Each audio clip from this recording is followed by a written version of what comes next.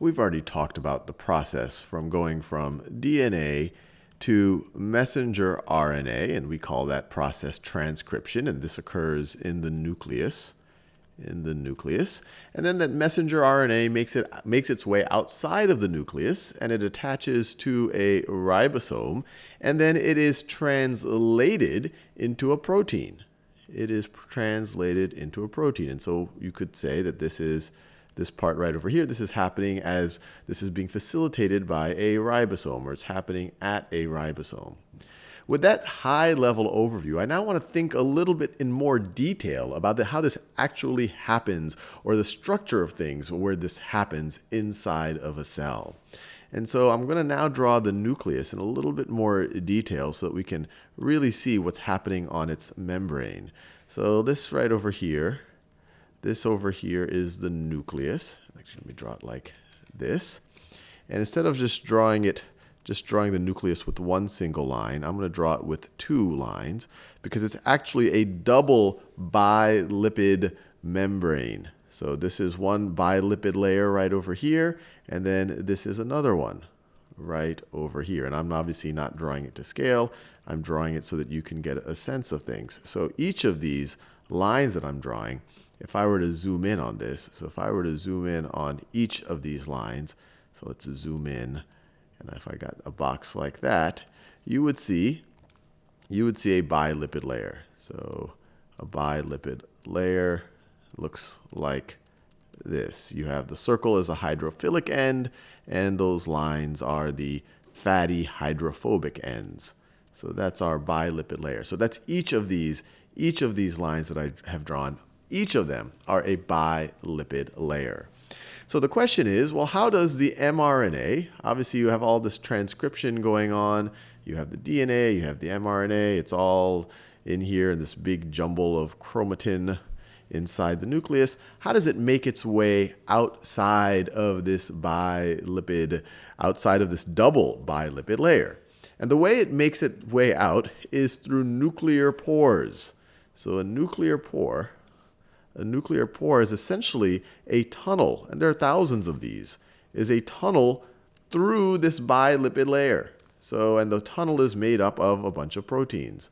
So this right over here, and this is kind of a cross-section of it, but you could almost imagine it, if you're thinking of it in 3 dimensions, you would imagine a tunnel, a protein constructed, a tunnel made out of proteins that goes through this double bilipid membrane.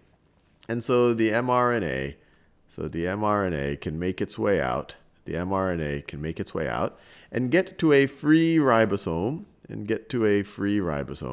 and then be translated into a protein. But this right over here is not the complete picture, because when you translate a protein using a free ribosome, this is for proteins that are used inside the cell. So let me draw the entire cell right over here. So this is the cell.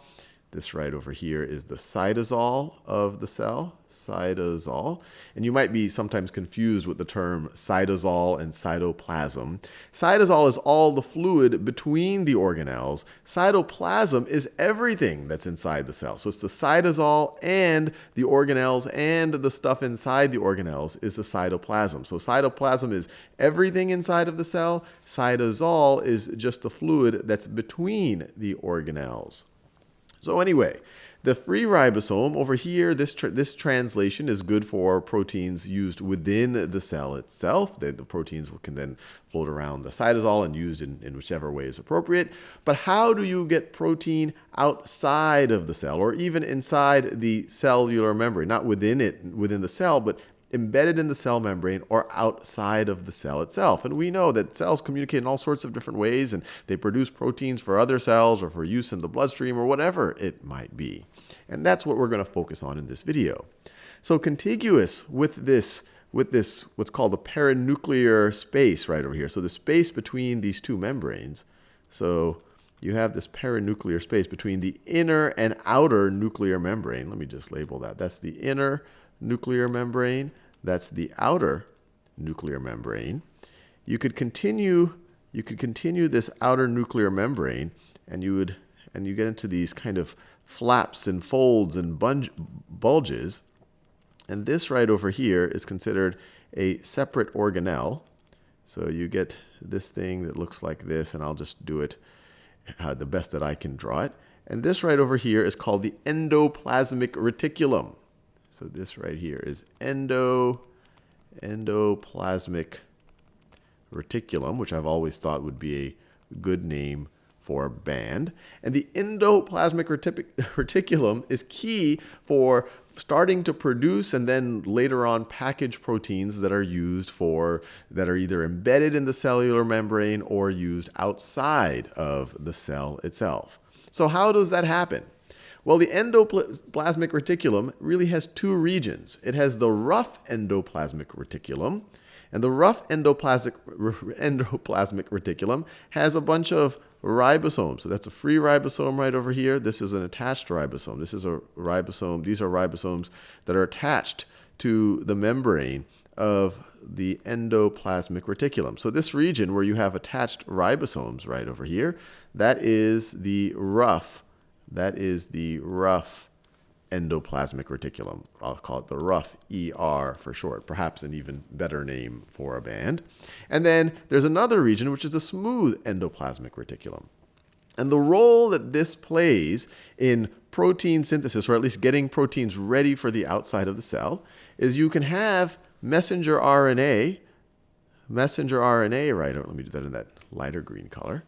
You can have messenger RNA find one of these ribosomes associated with the rough endoplasmic reticulum. And as the protein is translated, it won't be translated inside the cytosol. It'll be translated on the other side of the rough endoplasmic reticulum, or you could say on the inside of it, on the lumen, or in the lumen of the rough endoplasmic reticulum. Let me make that a little bit, let me draw that a little bit better. So let's say that this right over here, that right over here is the membrane of the endoplasmic reticulum. And then as a protein or as an mRNA is being translated into protein, the ribosome can attach and add let's say that this right over here is the mRNA that is being translated. Let's say it's going in that direction right over here. Here is the membrane of the ER. So ER membrane. This right over here, and actually the way I've drawn it right over here, this is just one bilipid layer. So I could draw it like this. I could do it like this. And this bilipid layer is continuous. It's continuous with the outer nuclear membrane. So let me just make it like that so you get the picture.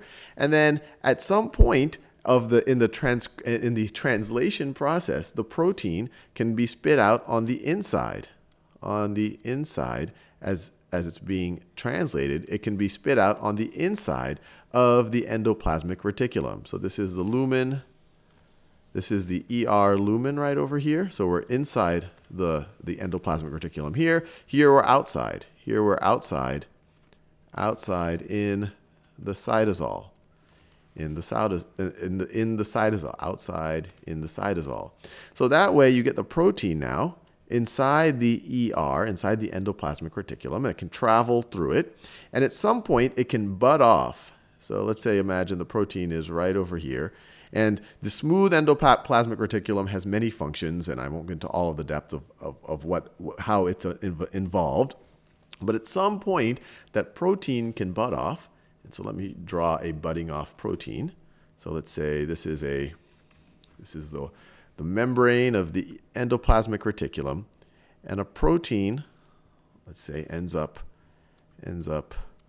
right over here, and then it can bud out. So it could go from that to, let me do that same color. It can go from that to that, to that. I think you see where this is going. To that, and then to that. And then it could go to something like this. Now it has budded out. And when you have a protein, or really you have anything that's being transported around a cell with its own little mini membrane, we call this a vesicle. So now it'll bundle up, and now it is a vesicle. Now this vesicle can then, let me draw some of these vesicles holding some proteins. So let me draw that. Can then go to the Golgi apparatus. The Golgi apparatus, which I'll draw in blue right over here as best as I can. So the Golgi apparatus, this is not, obviously there could be better drawings of something like this. And then they can essentially do the reverse process, and they can attach themselves to the Golgi, oftentimes the Golgi body, named after Mr. Golgi, who discovered this. And then the proteins, once they get into the inside of the Golgi body, then they essentially go into a maturation process so that they're ready for transport outside of the cell, or maybe to be embedded into the cellular membrane. So this right over here is the Golgi body, or a Golgi body, or a Golgi apparatus. Golgi apparatus. Apparatus or Golgi body. And then once they're done with that process, then this is kind of the fully manufactured protein ready to be used. Ready to be used. And actually, yeah, maybe I'll make it in a slightly different, well, I'll just use that same color. This is the fully manufactured protein. And now it can transport to the cell membrane, and that protein can either be transported outside of the cell, or it can be embedded within the membrane itself.